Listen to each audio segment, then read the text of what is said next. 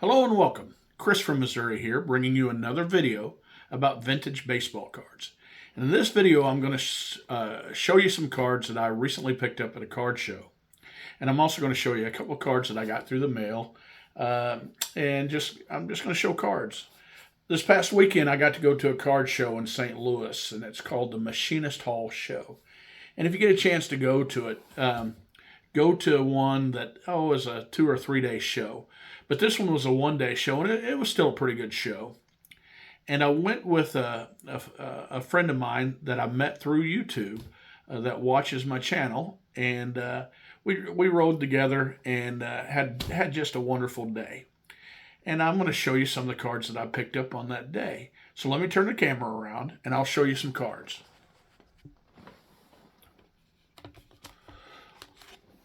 So I went to the show with a friend, a friend that I met on YouTube named Tom, and Tom did all the work, and we just talked baseball stuff all the way down and all the way back, and what a great time I had. But this is one of the things that I picked up. It's a Sportcaster Johnny Bench, and I think I might start collecting just more oddball stuff. I remember having this as a kid. It would come to you. I think we got it through an encyclopedia because we got an encyclopedia, and or the Westinghouse stuff you could get like 15 CDs for $1 if you stayed a member or something, and this was something similar to that. They would send you about 10 cards in the mail, and if you didn't turn them back, you had to pay for them all. And I don't know what happened to mine. Okay, this is another thing that I picked up, and it's called the Pepsi Cola collection. This is another Johnny Bench, and it's all intact, and I like that. I've seen the discs before, but I haven't seen them all intact like a Johnny Bench like this. So I'm glad to have it. So I've been working on some player runs, and card shows like the one in St. Louis and like the one coming up in Kansas City. It's good for me to. It's easier for me to pick up on my runs. And so here's a Rod Carew, 1978. I'm going to go from newest to oldest. Here's a Steve Carlton. I'm starting a Steve Carlton run. I have a few cards. When I start a run, that means I already have a few cards of them, so it's going to be easier for me to finish off. Love that Steve Carlton in a 4. Here's a Carl Yastrzemski. I'm getting closer and closer to the Carl Yastrzemski. I'm maybe 3 cards away now.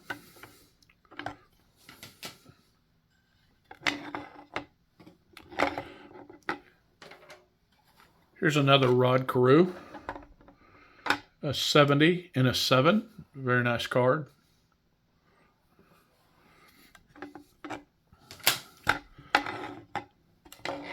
Another card I picked up is a 64 Eddie Mathews. Getting ready to start an Eddie Mathews run. It's kind of embarrassed for the amount of Eddie Mathews cards I have, and I always liked him when I was younger. Liked collecting him. Never had a chance to watch him. I'm not that old. Here's a 1956 Warren Spahn in a 6. Getting closer and closer to finishing the Spahn run. I think I need 2 cards.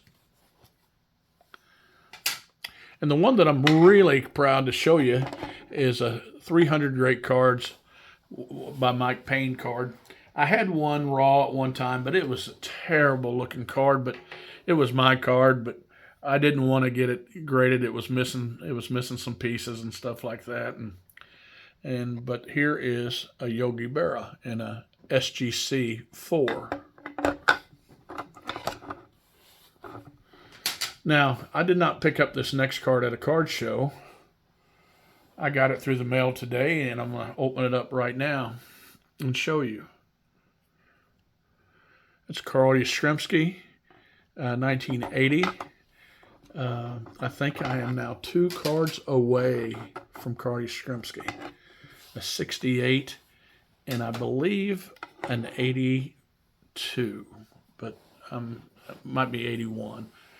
So the next card I'm going to show you, there's been a little bit of hubbub and ribbing toward John 3D 80s Kid. And listen, I've said that I was going to give a shout out to Show the next few videos just to do so. And I'm going to give a shout out to John 3D 80s Kid. Um, I've given a shout out to him before. He does some videos. He did one video and it talked about why he does not collect rookie cards. And I got what he said, but I love some of the people that have given him a hard time in a good way. Nobody's really taking him serious like some of this stuff is on YouTube. And John basically said he doesn't collect rookie Hall of Famers. Well, that is one of my main things that I collect is rookie Hall of Famers. And I got every post-war rookie Hall of Famer.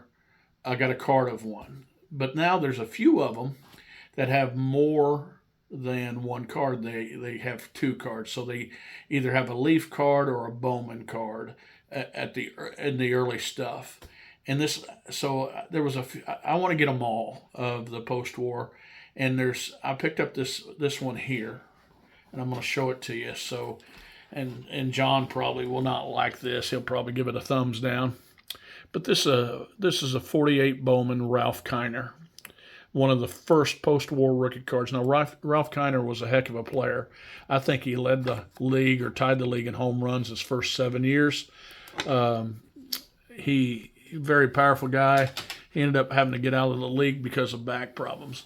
Now, there's 3 cards I don't have in the post-war rookies. I do not have 3 of the Leafs. I do not have the George Kell, in a Leaf. I do not have the Larry Doby in a Leaf, and the Satchel Paige. And that Satchel Paige is going to be a tough one, but I'm going to get it sometime. But I just wanted to show you some cards and even shout out John's channel. And so I want to challenge everybody here. Just take time in your video if you do content, and shout out a channel that we ought to see. You might have shouted them out before. They can be old channels. They could be newer channels, newer guys. But, just give somebody a shout out, and then they will really like it. And I hope John appreciates this since he doesn't really appreciate the card. But remember, guys, it's just a hobby. Collect what you like.